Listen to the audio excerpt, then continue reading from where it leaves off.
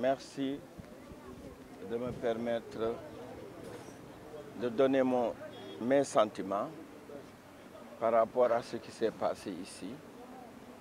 En visitant les locaux, j'ai été outré par tant de barbarie, par tant de violence.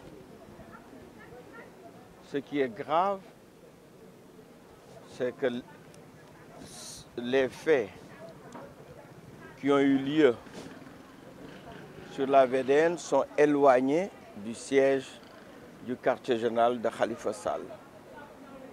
Donc c'est par acte de vengeance que les policiers sont venus ici. C'est grave que des forces de l'ordre puissent utiliser les moyens mis à leur disposition par l'État, par la République du Sénégal, par les citoyens pour venir attaquer d'autres citoyens. C'est inadmissible. C'est vraiment une violence inouïe qui n'a pas sa raison d'être. D'abord, ces personnes sont dans un local privé. On vient les trouver dans ce local privé pour les agresser et c'est inadmissible. Ce sont les droits fondamentaux qui sont garantis par la Constitution qui ont été violés. Vous ne devez pas être surpris que je sois là, parce que j'ai toujours défendu Khalifa Sall. À l'Assemblée nationale, j'ai été celui qui a porté le combat pour dire que sa détention était arbitraire, illégale, sans fondement. J'ai continué à porter le combat quand la CEDEAO ainsi que les Nations Unies ont rendu une décision qui confirmait, qui corroborait de manière tout à fait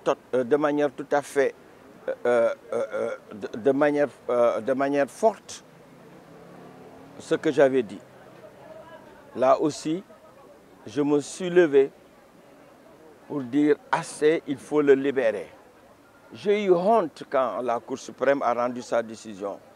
La seule décision qui s'imposait dans l'affaire Khalifa Sall, c'était d'annuler la procédure et de le libérer.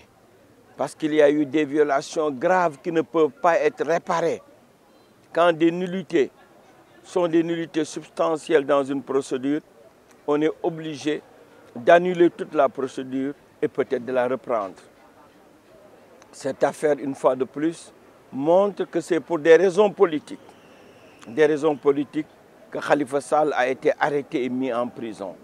Je dis, c'est à partir du moment où il a décidé de faire état publiquement de son ambition de briguer la magistrature suprême, c'est à ce moment-là qu'on a déclenché cette procédure. Ce qui s'est fait avec le président Macky Sall et son gouvernement est une honte pour le peuple sénégalais.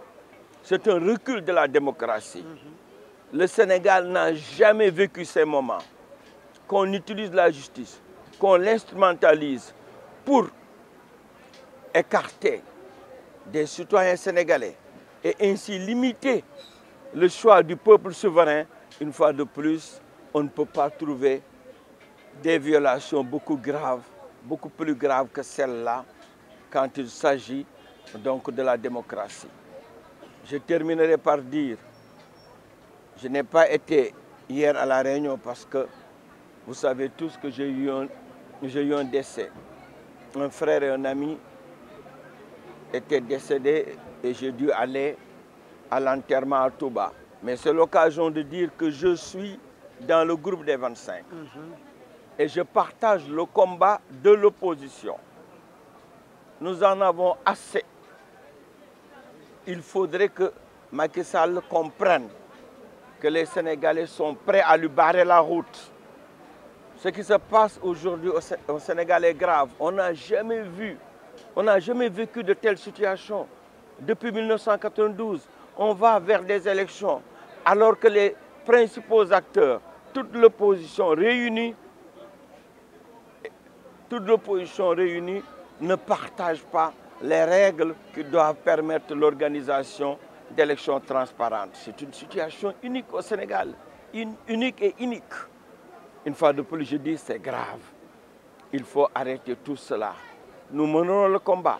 Et que Macky Sall et son gouvernement comprennent une chose.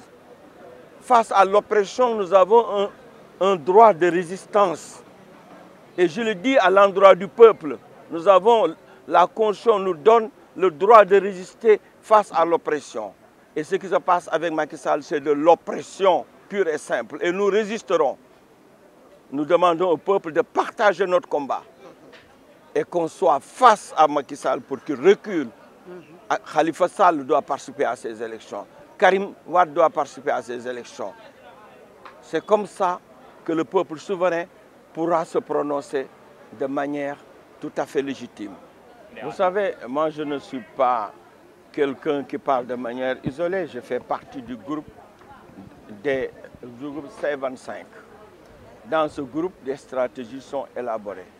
Je fais mienne toutes les résolutions qui ont été prises. Laissez-nous au niveau du groupe réfléchir sur les voies appropriées. Mais en tout cas, je dis aux jeunes que nous n'avons pas, nous les leaders, le droit de faillir. S'il faut aller au combat, nous serons au combat et c'est le moment d'aller au combat. Laissons au niveau des leaders déterminer les voies appropriées pour engager ce combat.